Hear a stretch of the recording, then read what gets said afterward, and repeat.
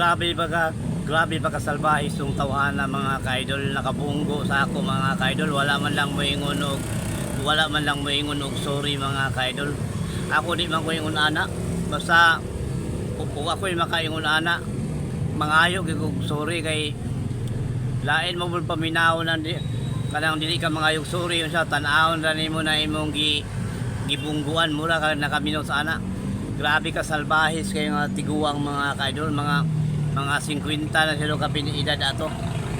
Iya kong nabunggo dito sa kuan mga kaidol, dito sa Durano traffic light paliko diri sa Pizarro Street. Alang ko suga nga pagka dumbol mga kaidol kay niana ko daw ang pasahero mga kaidol. Idumbol diri sa kuan sa likod. Unya akong gitan-aw iyang naong mga kaidol. Ni kuan ra pud siya itutok ra pud siya sa ako nga dapat unta ang iyang buhaton basta ingon ana mo ana giga nga sorry kay boss, sorry wa ituyo boss, wa kay nakagulit akong break, wa ingon ana giga kung nakay respeto ngadto sa imong isikataw. Grabe nga kakuan mo, grabe nga way buot ka nga pagkatao, nakaminos ka sa imong kapwa ba, murag paminaw na ako, murag imong gituyo ba. Kay lisod po ka, kay galing nabutang sa imong una-una nga wala may naunsa sa motor. Kanya imong gihiwat tayo nga, imong gihiwat nga masuko ko nga mubuhi kog istorya kay aron mao dayoy imong himuong sayop. So galing yun ana ang imong mga plano.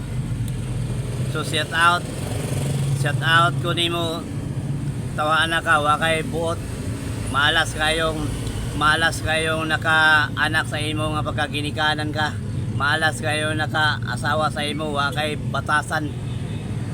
Gituyo siguro to nimo bunggo, nagbugal-bugal siguro ka kayo.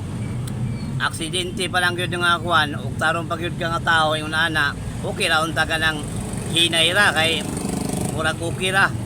Nya arang kusuga, grabe yung pagkaukpot sa akong pasayro. Unya kamo daw kuno dia mabanggaan mo yung ana nga makaana mo apil ang inyong pasayro. Unya siyempre mulingi man yun ka, paglingi nimo okay ra sa imong paglingi og nangayog sorry ang nakabunggo. Kunya paglingi nimo kay nang-ana ra, itan-aw ra kanya, kana-ana ra. So ilan gigayo nga nakaminos baba iyang tingin sa iyang kapwa or nagbugal-bugal kay og ang tarong ang dapat magunta buhaton ingon ana makabunggo ka, labi na kusog-kusog nga pagkabunggo inon wala may na kuan kay medyo likon-likon man ning atong kuan, pero og gabok pa sigurado gyud mga hiwi gyud, galing kay likon man mo nang wala mahiwi.